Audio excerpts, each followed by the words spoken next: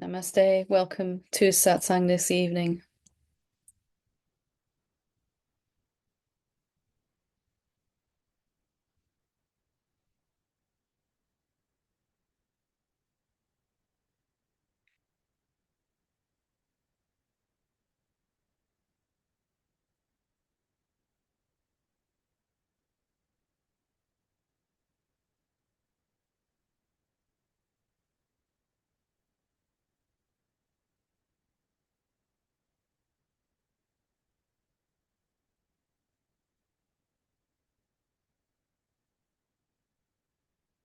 So this evening, I really wanted to spend some time looking at the fundamental reason that we suffer and how to turn that around into freedom right now. Really, if we're all honest, we're here because we don't want to suffer anymore. We don't want to be able to resist what is, and life is going to keep on um, nudging us until we've managed to really grasp why we suffer and then stop doing that. And if I look at how it really changed during my own journey, it was because this momentum of trying to get something that I didn't think was here right now from some future moment, trying to move away from this moment towards some future time when my mind said that there would be peace in the next moment or whenever, but definitely not now, not in this moment. And most of us get caught for quite some time with anything in life, but especially with this highest goal of all, which is awakening to the truth of who we are, that we must um, sacrifice this moment for some future moment to move towards the seeing of who we are in some future moments. But that's never really worked out for us.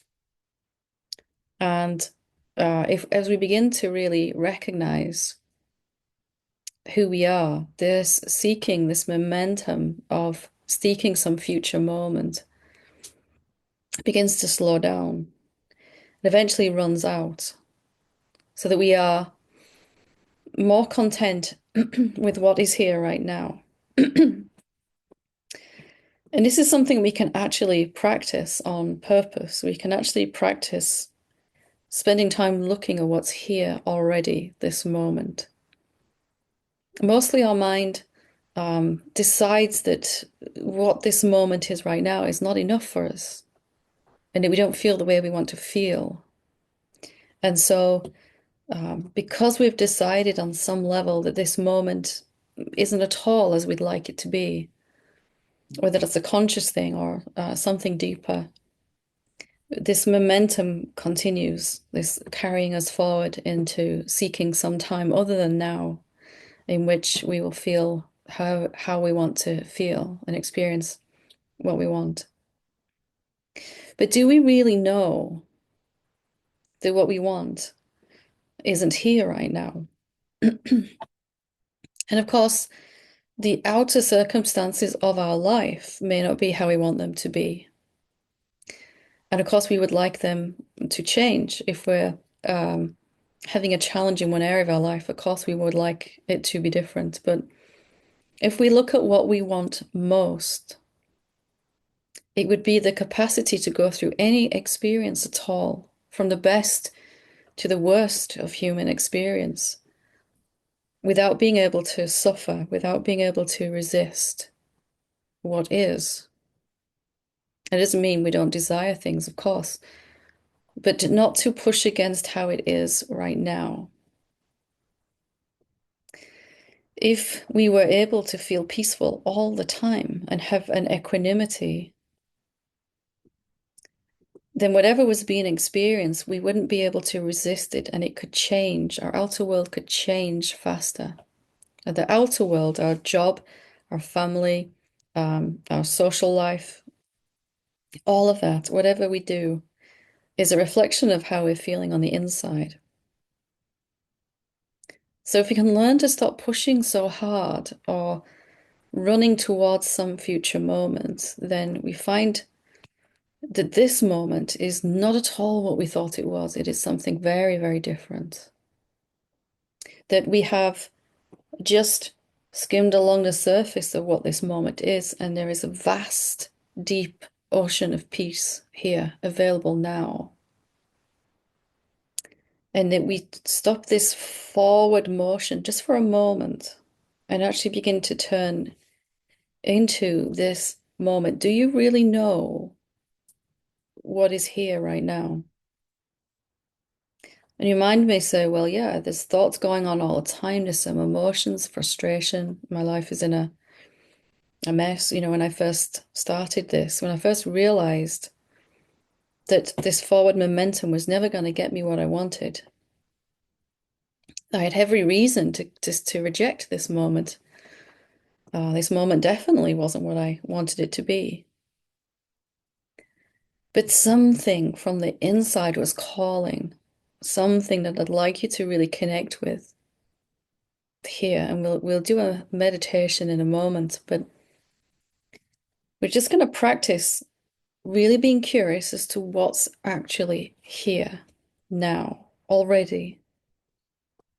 What if peace is just underneath this surface level of thoughts and emotions that we usually experience at this moment? And there is this vast, vast ocean of our real self that we never really access. What if it's not about surging forward, but relaxing and opening and being willing to just be? That doesn't mean you have to actually know how to just be, but being willing to be. A softening, an including, an opening, a curiosity. What if the most important thing you're ever going to experience is hiding just underneath those thoughts and emotions? And that you can fall so deeply into yourself that it's like being in the depths of the ocean and you so far into yourself in this equanimity and silence, peace, stillness. You can't even see the surface anymore. You can't even really hear the mind. Whatever's going on up there is going on up there, but it's not so interesting anymore. So I'm going to invite you to just be curious with me here. We're just going to ask this question, what is really here? Bring in as much curiosity as you can to this. We'll call it a meditation. We could also call it self-inquiry. It doesn't really matter. You can do it with your eyes open or closed. And any time that you feel yourself distracted with thoughts again, just come back to this question. What is really here right now? And if you really want to do this, just be willing for this time to not assume anything, to not know anything, not even that peace is absent, or if there's some emotion coming up that you have to get rid of this emotion to feel peace. All of that knowledge we're just going to put aside for now. You're a blank slate. Thoughts may pop in, but you just let them come and go. Let's start by taking a few nice deep breaths and starting with the stunning fact that we may have never really experienced this moment. Your willingness to dive deeper. What is really here?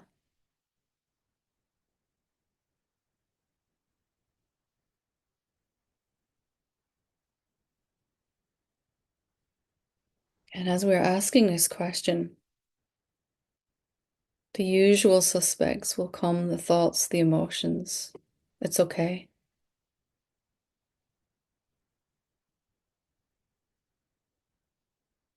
Just something here in this moment that we haven't really touched upon, the greatest treasure of all. Just for a moment, willing to be really, really curious. What is actually here? Maybe I've missed the most important thing. I'm willing to slow down, be curious, to soften my stance, to just be here and curious.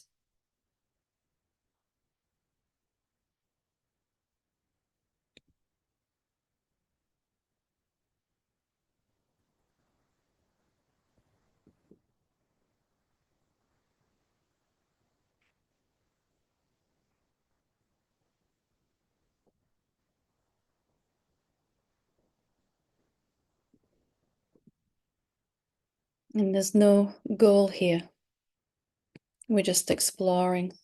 We are discoverers, deep sea divers.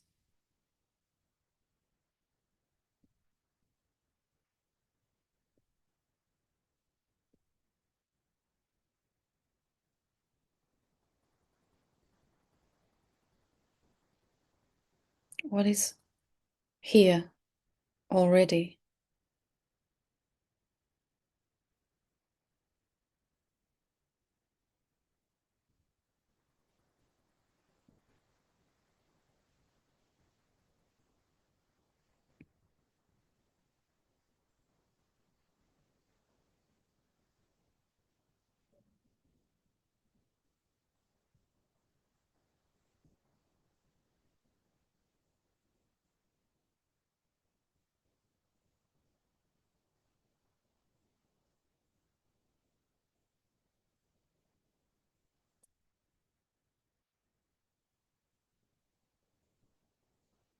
What is this moment?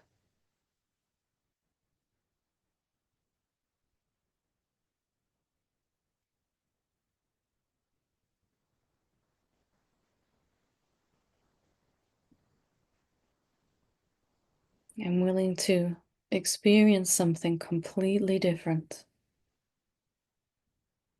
than my usual way of being.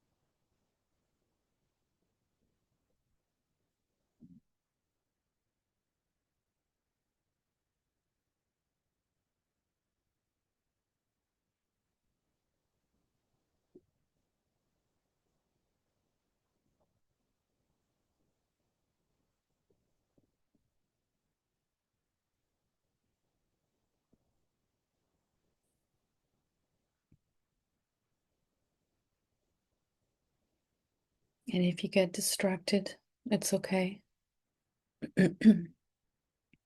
Just coming back to this question. What is here right now already? What else can I experience about this moment?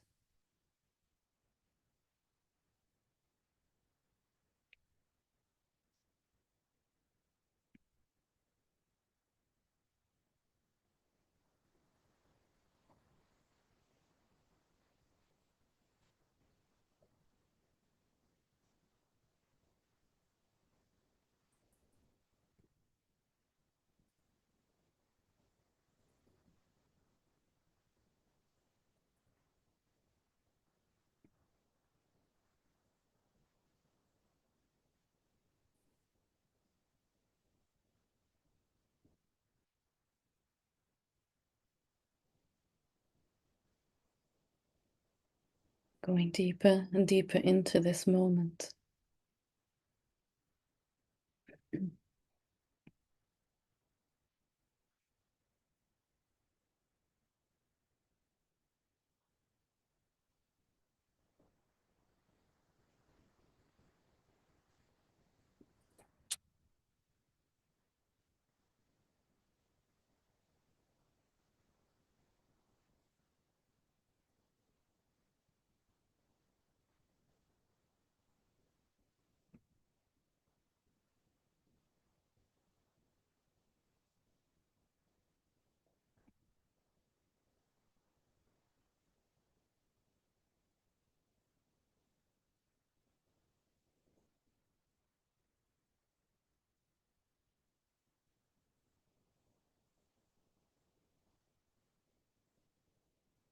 What if everything I want is here already in this moment?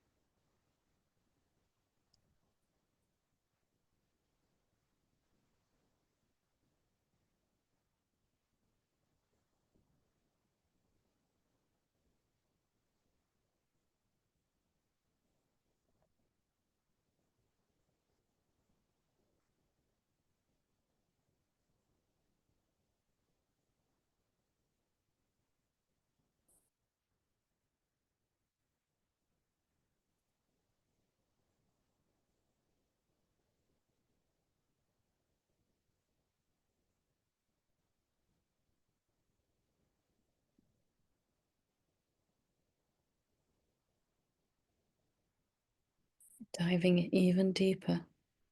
What else is here? What else is this moment?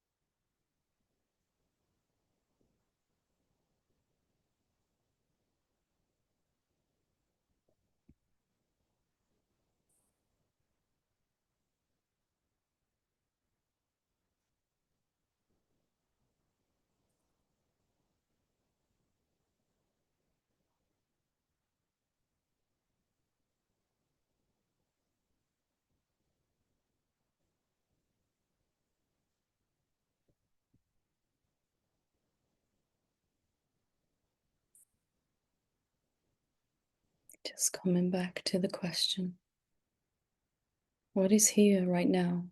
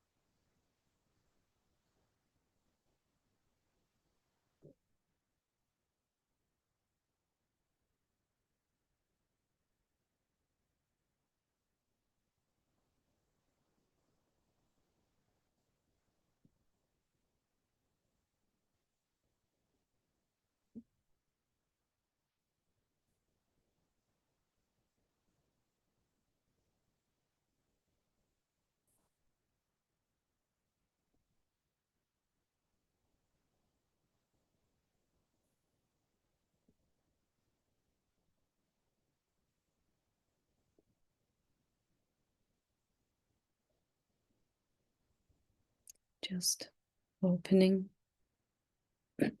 receptive, softening, deepening,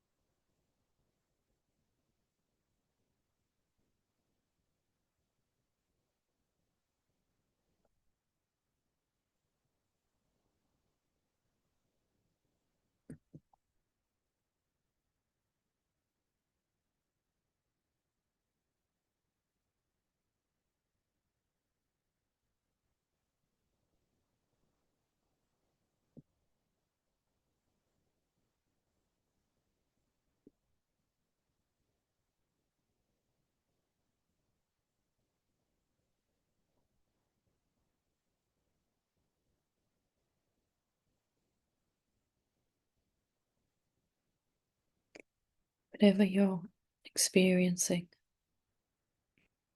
let's go even deeper. What else is here right now?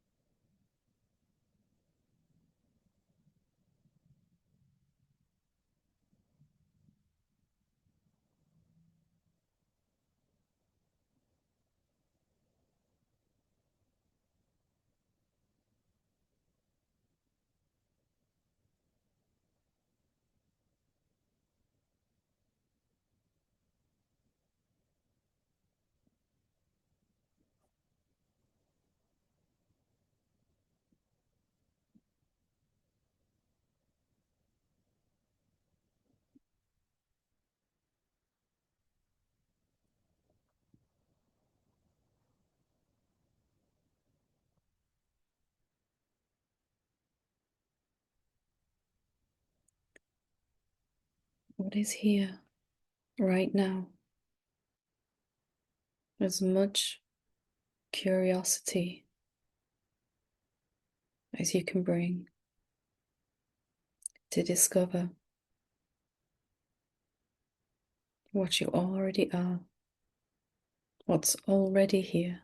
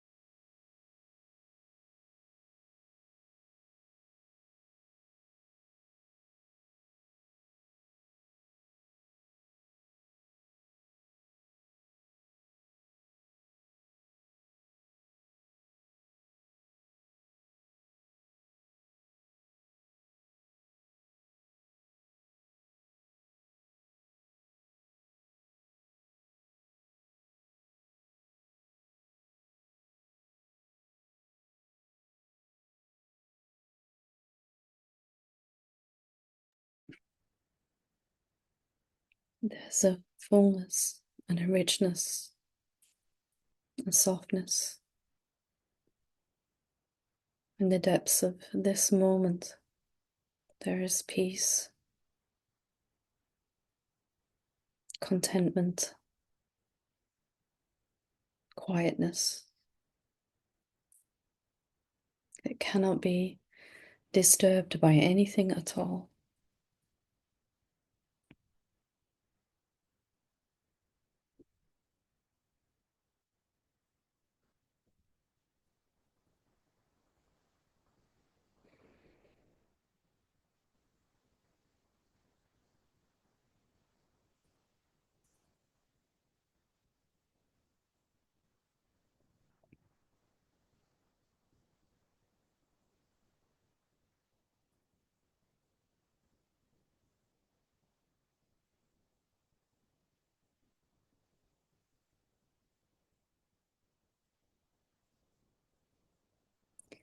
As we learn to access the depths of this moment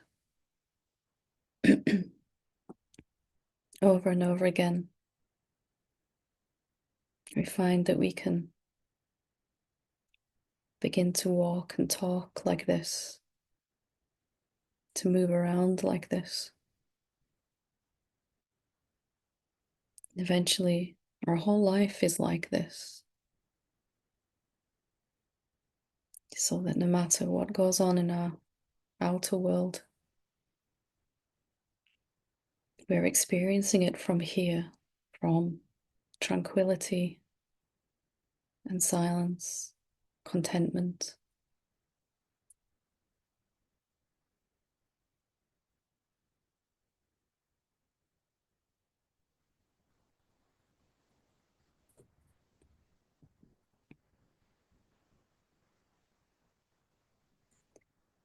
So in a few moments,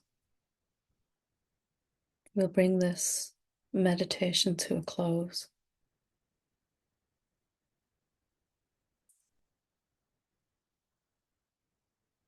And if you feel that you want to stay with your eyes closed and just listening like this, that's totally okay.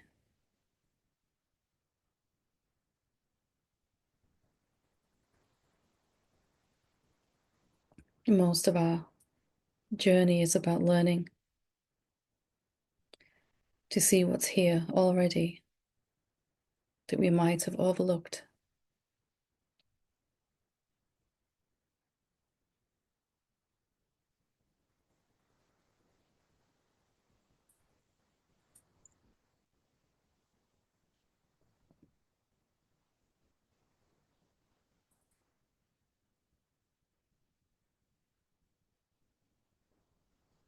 This moment is eternal, ongoing, and continuous. You are this moment, not someone living in it, not someone trying to find peace.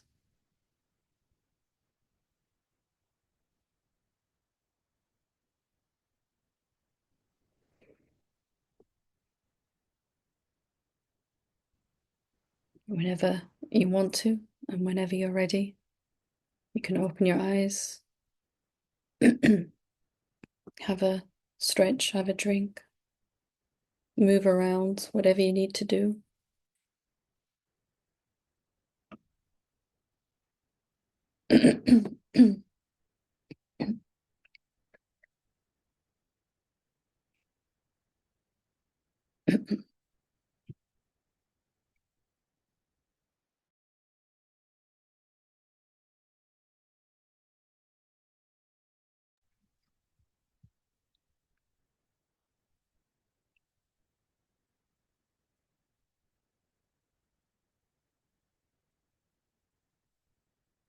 So I hope that you experience something different than perhaps you have done before. Perhaps, maybe for the first time, there was some kind of different way of being with this moment. And if you have been like this before in discovery of what's already here, then every time we practice, we go even deeper into this moment. I've never found the bottom of this ocean still, even just now here, deeper than ever before. It really is infinite, the ocean of yourself. And we're simply learning here in Satsang to, instead of trying to go further along the surface of the ocean, to go in and deep. That everything we want is under the surface here. A place where whatever happens in the body and mind and to the body and mind, there is still equanimity and peace available, always. Peace is the result of choosing to discover what's here, than to seek what we think is absent. The end of seeking is the beginning of discovery, of the totality of this moment, the magnificence of yourself.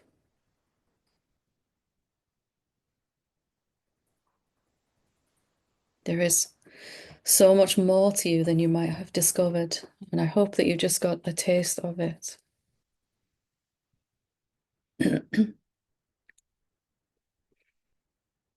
So, I will open it up for up to 5 questions. If anyone has any challenges or questions they'd like to ask, we'll start with Linda.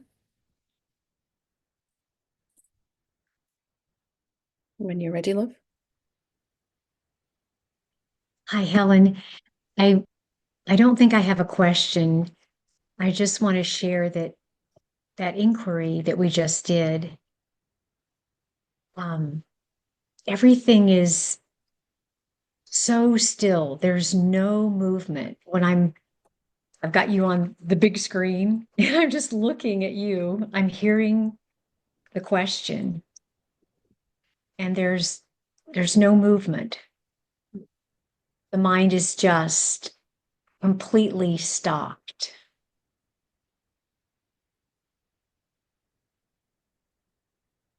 Does it matter here? Even if the mind is moving, does it matter?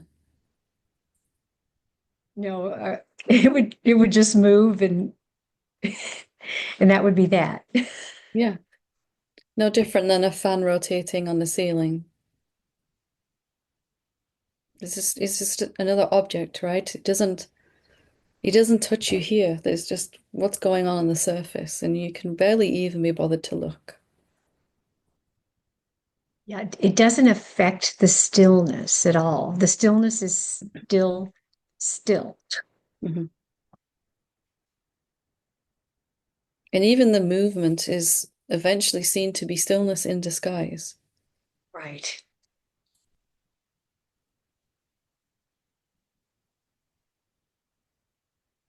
Beautiful. Thank you. Thank you for sharing. Jim? Thank you, Linda. When you're ready, Jim. Hi, Helen. Hi. Um, so had very similar paths. My ongoing battle is uh, my life's a mess and has been a mess for like 15 years. And like, no matter what I do, um, you know, I've tried it all, like hypnosis, hypnosis, Ho'oponopono, like everything. And it's funny, like I can sit every night. I'm in the even right now, it's like I feel like this is being lived. The words are coming out of my mouth. So, I mean that's always cool. That's a good sign. But it's like nothing in my life shifts. I got my tax return the other day, and it was like $32,000, and I'm 39 years old. So it's like I don't know. I'm like I don't know what I have to do. I guess could you help me through a contemplation sequence to kind of narrow down. I don't know. And also, I guess to help out, like it always feels like a fist in my stomach. That's the Mhm. thing that always pulsates. Every time I kind of get down to something, Yeah. like who's feeling this unworthiness? Who is? the one who thinks they don't deserve like their own home, stuff like that. All the things that What if there's nothing you can do to fix this? that's a occurred to me recently. Maybe maybe just pure surrender is what it takes. What if you Yeah, can't what if even do that? What if you can't even surrender?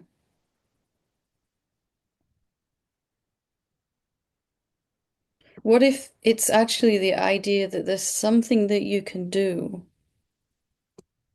that keeps showing up as all this stuff you need to do and fix? yeah. Can you Yeah, get I a think sense that's of it? terrifying to the mind. Yeah, but it It also wants to happens to be true. yeah. And I totally get it. So much imagined striving and effort to try to fix an outer life here. That when I first heard these words also, there's nothing you can do about it. That was the last thing I wanted to hear. But something let go a little bit in that by itself, not anything I achieved. What if it's just that I'm experiencing this idea that I can do something spiritually? I can let go, or I can meditate more, or I can surrender, or something that I haven't figured out yet. And I just need to find what that right thing is. And then all this will resolve itself. But is that true? If we experience what we really are right now, what do you find when you look for yourself? Let's have a look together if you want to.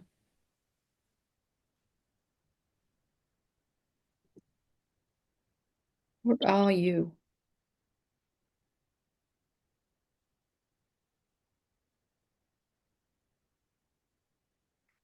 Not a person at all. Yeah. Just I'm still having trouble with the boundaries. Like it still does feel confined to the body a It's lot, it's but okay. it does, it's much less. It doesn't feel subjective. It does feel more like the no thing, you know? And can you do anything as this no thingness?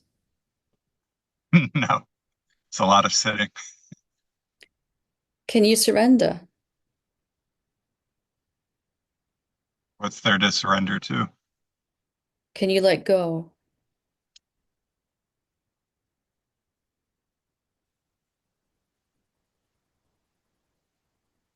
Did you pick anything up?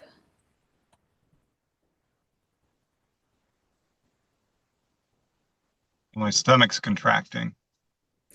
Because the mind says, if you admit that you are just this no thingness, if you really go there and admit this, you can't do anything to fix what's happening. You're not going to get what you want if you are just the no thingness, because you'll be out of control, right? Mind says something like that. And you can feel it, the clench, the fist in the solar plexus, right? Yeah, that's its version of oblivion. Like it puts all those, it, it seems like everybody has their area that they're afraid of the most, Yeah. like so that's kind of my stickiness. So that's where it really just says like if you give up, if you don't stop doing, for this, you will who knows what's going to happen to you. Let's The worst really things. look. Have you started doing? Is this no thingness? Have you just become the no thingness, or have you always been it? If there's no person here now, has there been ever? Yeah, always been. So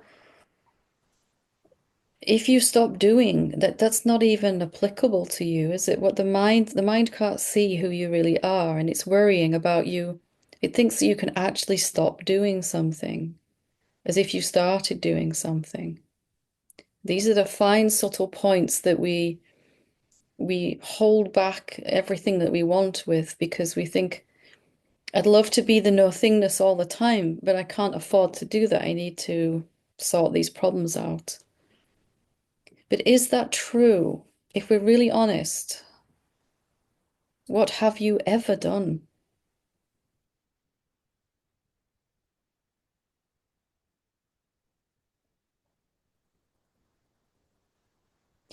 And not that we're not doing anything as a person, not inactivity.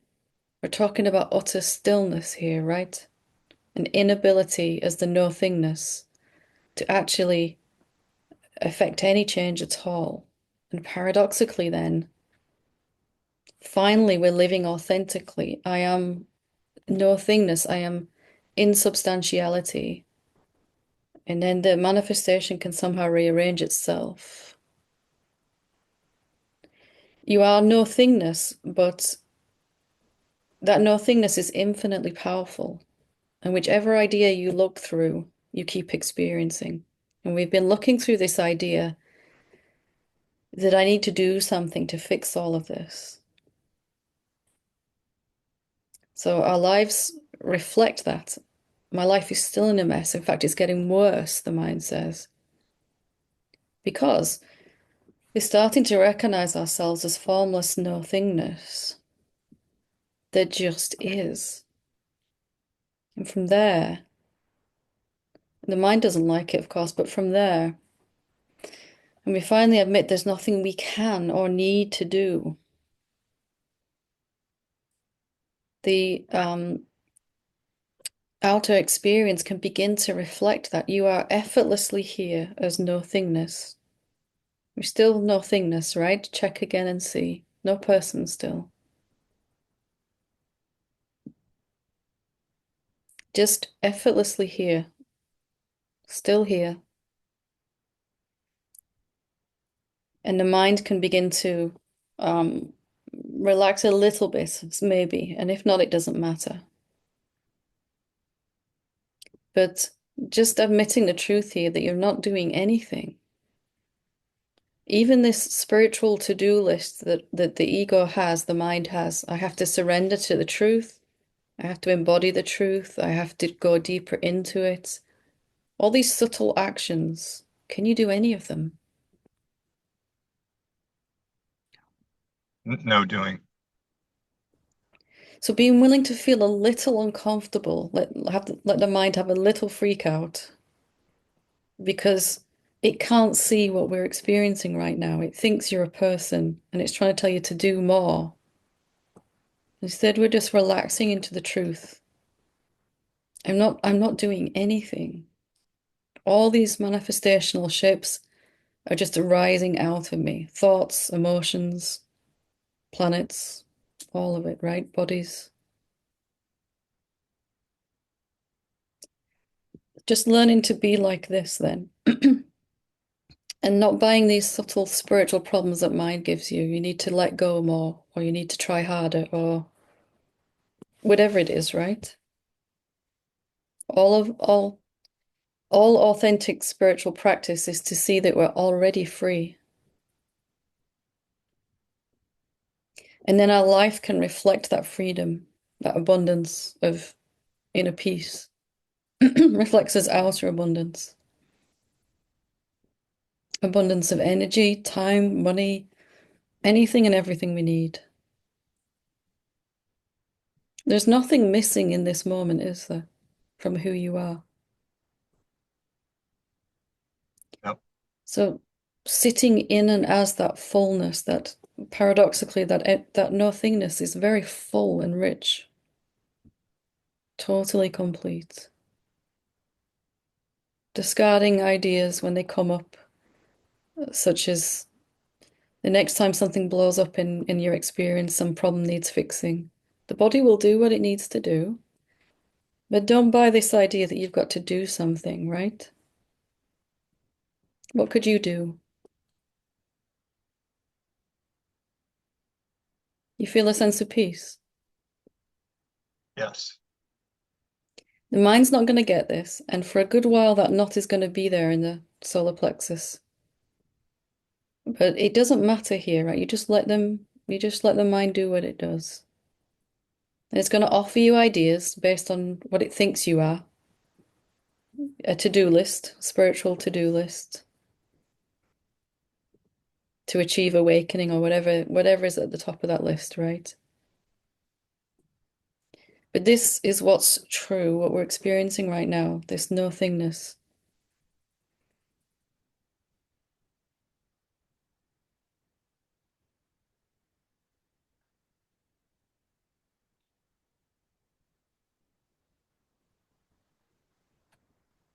Yeah, just let the contraction in the stomach be there. Can't do anything about it anyway.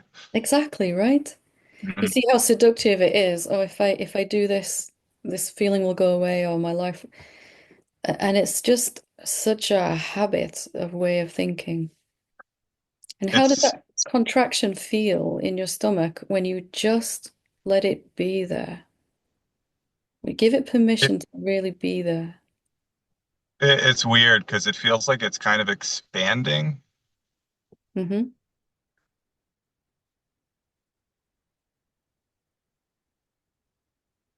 So it's a little more comfortable, but that's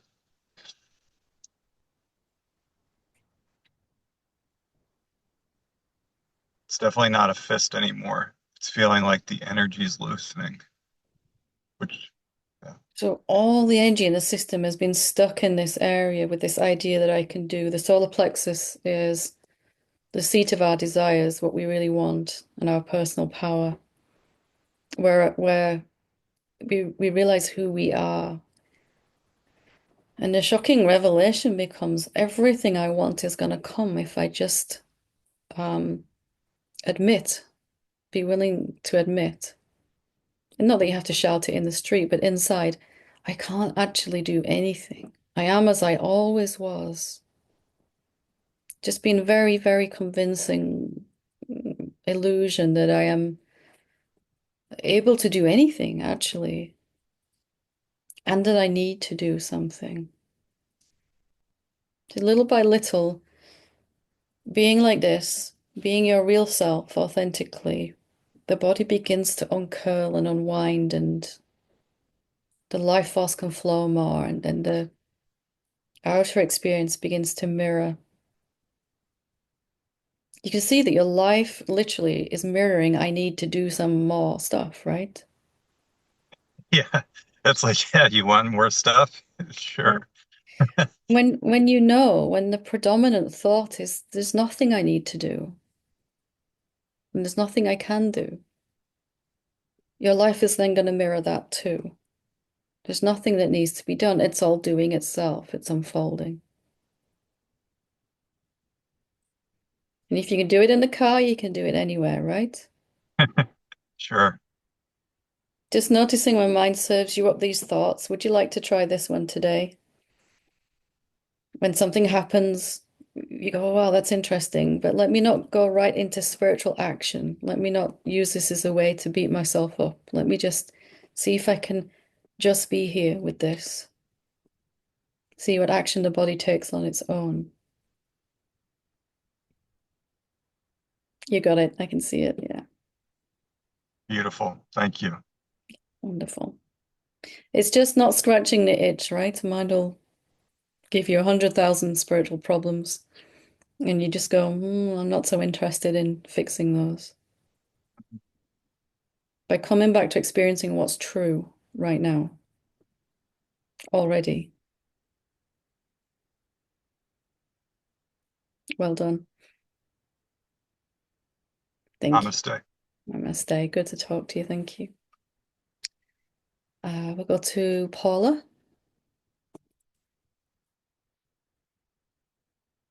Hi, Helen. Hi, love.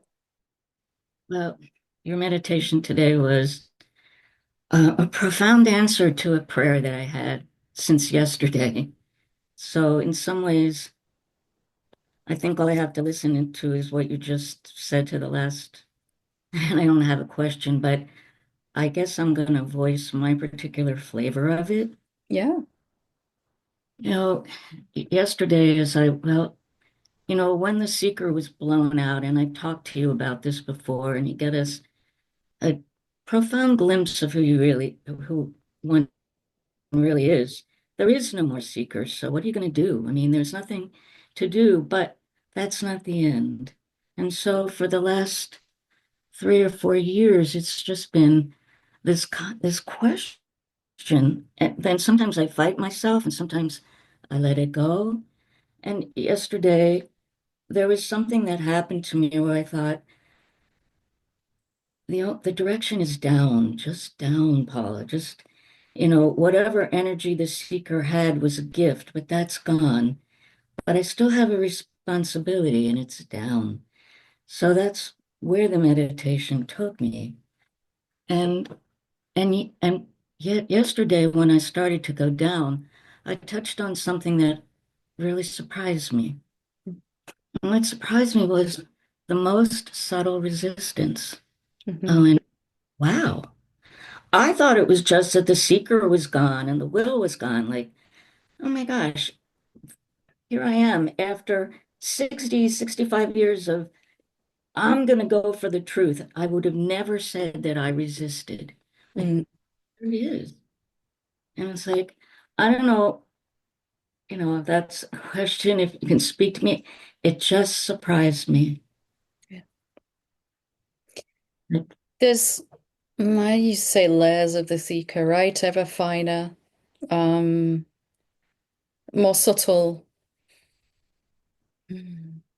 When I got deep down into the core of what this seeking was, it was just a kind of restlessness, a discontentment with what is, like an energy rather than a, not even believing itself to be there was just an energy. And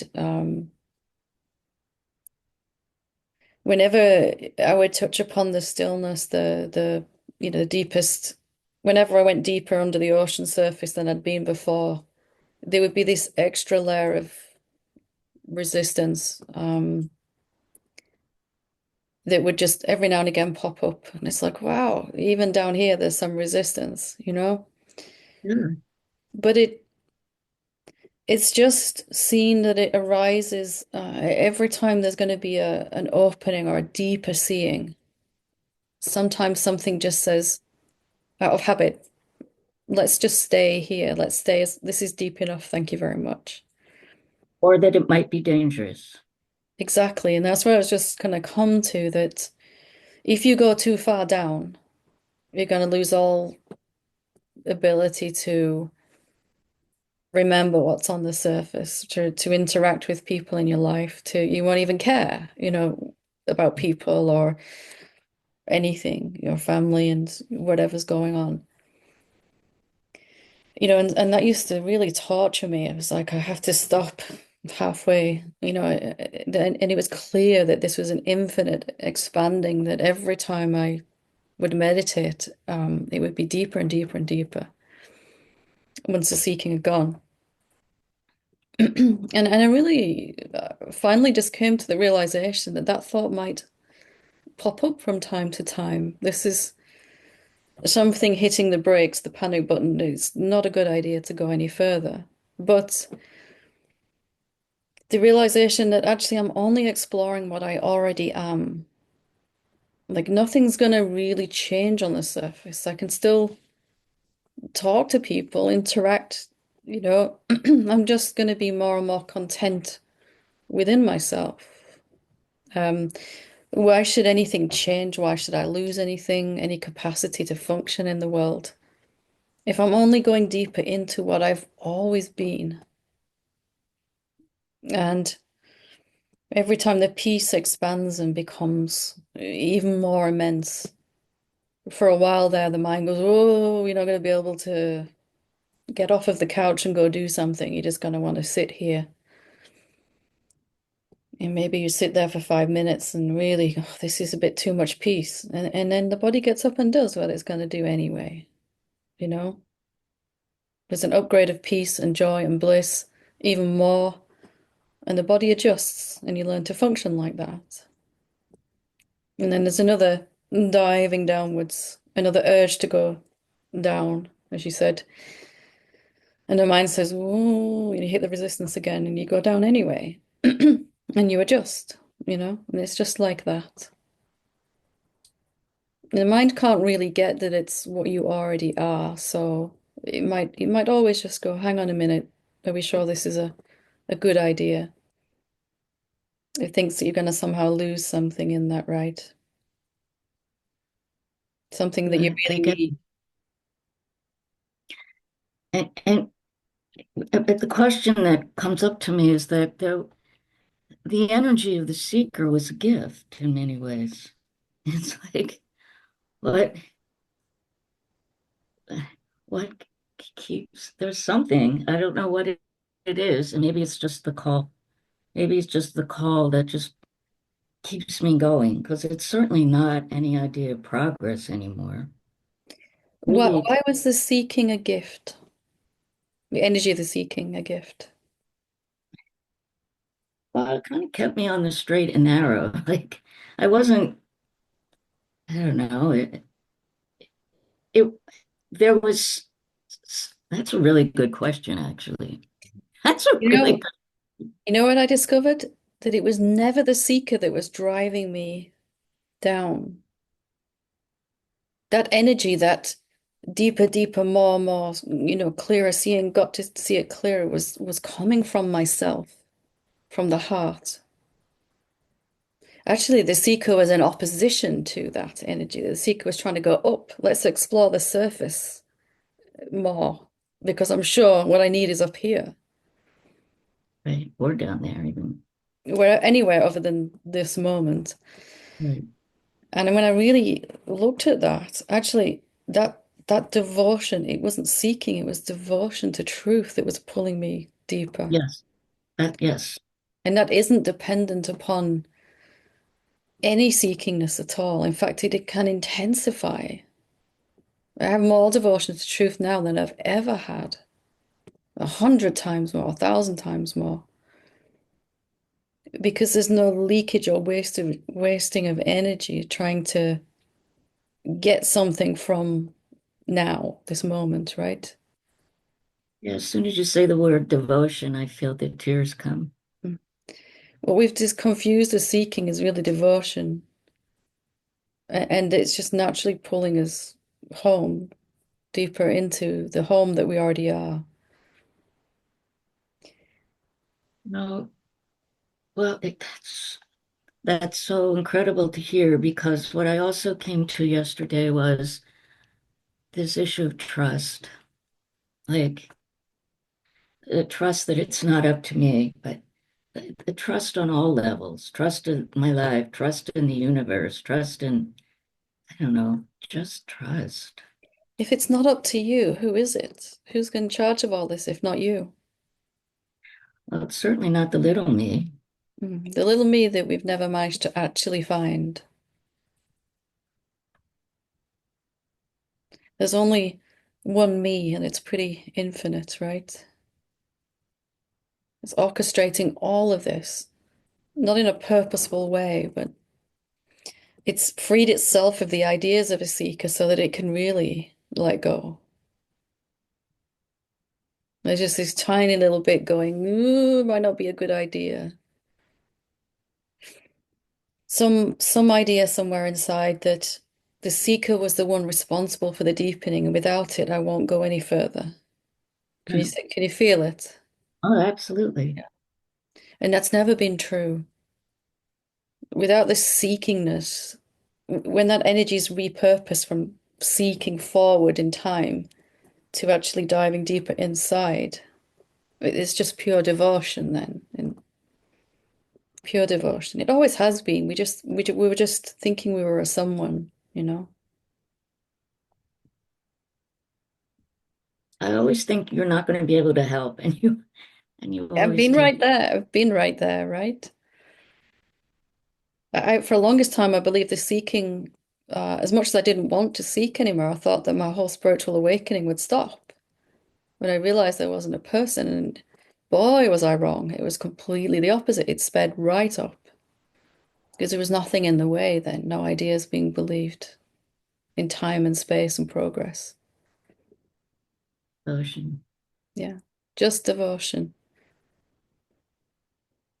And now unimpeded devotion, unlimited devotion.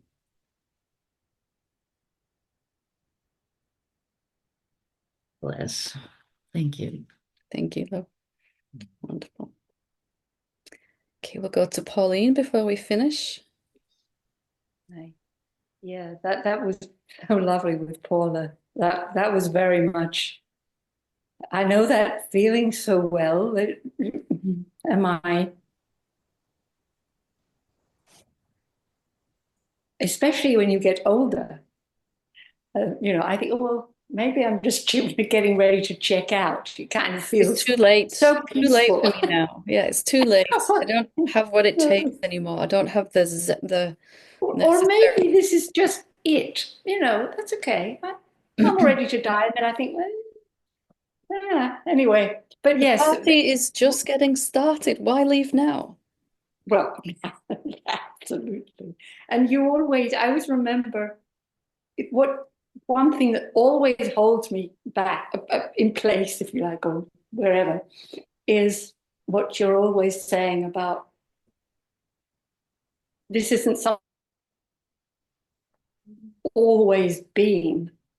Could you just say And that there's again? Could you say that one? We just lost you for a second there. sorry. This isn't something.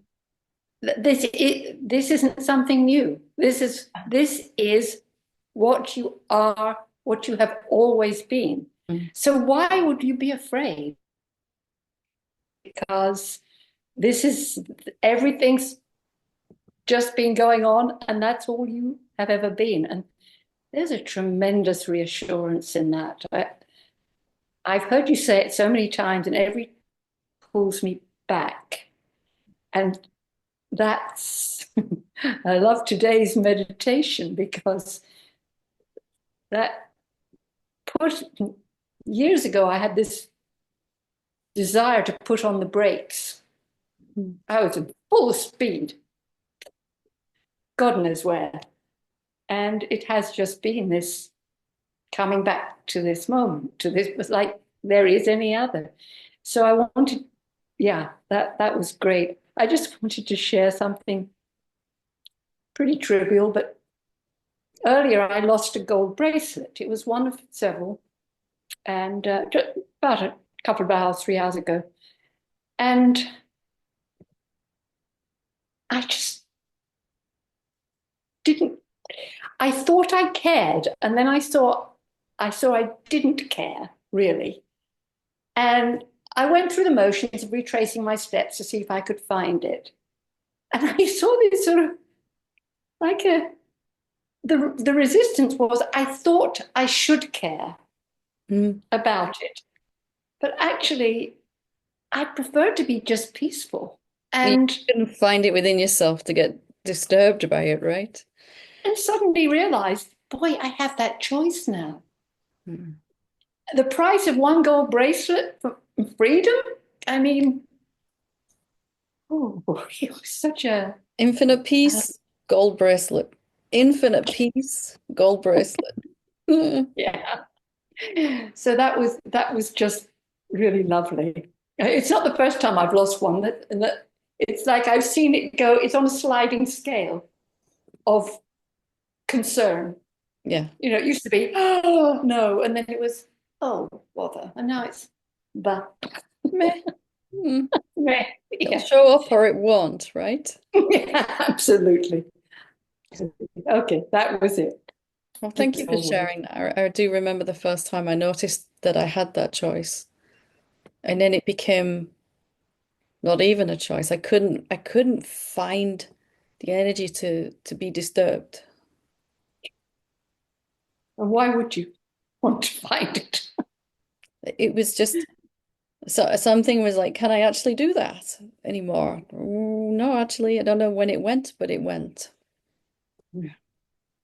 It's so nice, isn't it? Freedom. It's quite extraordinarily lovely. Wow, I can do that. I could choose not to be.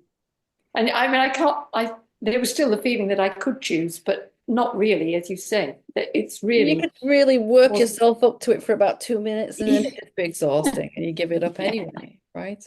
Yeah, right. How did I used to do this for hours and hours and hours and hours, days, weeks, months, years? Yeah, Yeah. yeah. It applies actually to a lot. If I think about it, I could look at anything and think how I used to get worked up about it and how all of that has just. But I don't think I've ever really seen it so clearly as in that moment of. And you realize it is a choice. We've just been choosing unconsciously because we think the only option is to be disturbed as a person. It is, right? As a someone, it is. But if this is what we've always been, the infinite formless no thingness, then this choice has always been here. We're just becoming aware of it now. I choose to remain in my equanimity, my tranquility, and because it's either going to show up or it's not. And somebody else will have it, and Yeah, it's all one if yeah. somebody finds it. So what's the problem? And that's Even what if I it's not. discovered. If I remain in my equanimity, somehow whatever I've lost comes back to me in a different way, 10 times. Mm, Sometimes, yeah, you can't really lose anything then because of the oneness. right. Well, yes, yeah. And certainly it's already come back to me a millionfold in just that realization. Yeah, It yeah, just feels so good. yeah. Anyway.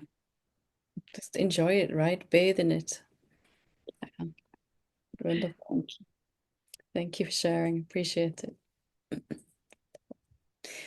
A lovely way to bring satsang to a conclusion for this evening. It's been a wonderful, honest and authentic, open sharing, and a lot of courage as well. It takes courage to admit that there's nothing I can do to fix my life when my life is upside down and in a total mess. I remember that. But finally, when we do, everything can shift and change and move because of finally being who we actually are. And, if our life has taught us anything, it is trying to fix it isn't working. In fact, it is the issue. It is the only issue, right? That I think I can do something. And any problem that occurred on my pathway, it was always and finally just seen as a call to go deeper into what I already am. Go as deep as I could into where the problem does not exist.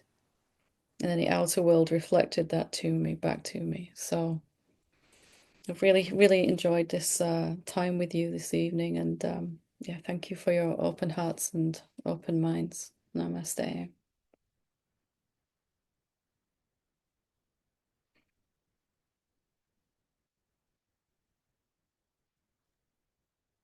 Namaste. Thank you.